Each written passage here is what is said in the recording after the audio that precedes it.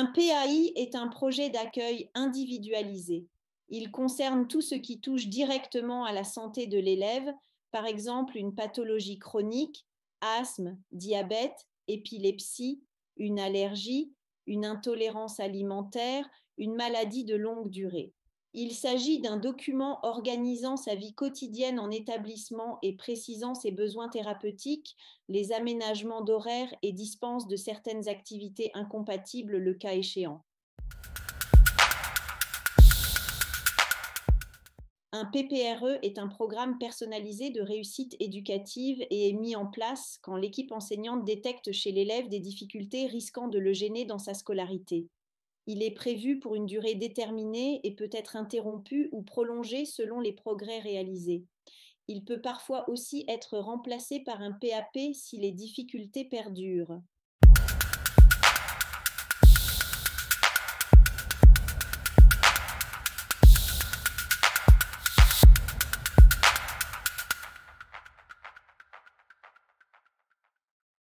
Un PAP est un plan d'accompagnement personnalisé. Il concerne les élèves qui connaissent des difficultés scolaires durables, ayant pour origine un ou plusieurs troubles des apprentissages comme la dyslexie, la dysphasie, la dyspraxie, pour lesquels des aménagements et adaptations de nature pédagogique sont nécessaires afin qu'ils puissent poursuivre leur parcours scolaire dans les meilleures conditions. Il est rédigé selon les modèles normalisés du ministère de l'Éducation nationale française. Un PPS est un projet personnalisé de scolarisation qui s'adresse à un élève en situation de handicap reconnu. Il définit le déroulement de sa scolarité et les actions pédagogiques, psychologiques, éducatives, sociales, médicales et paramédicales répondant à ses besoins particuliers. Il précise également les aménagements matériels ou accompagnements humains nécessaires tels qu'un accompagnant d'élèves en situation de handicap AESH.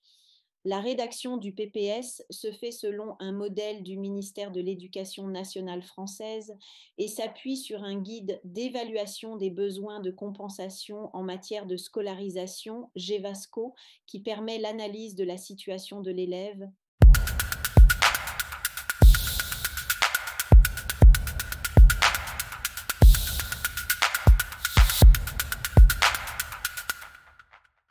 Les familles de nationalité française peuvent prétendre à une aide pour la prise en charge du salaire de l'AESH.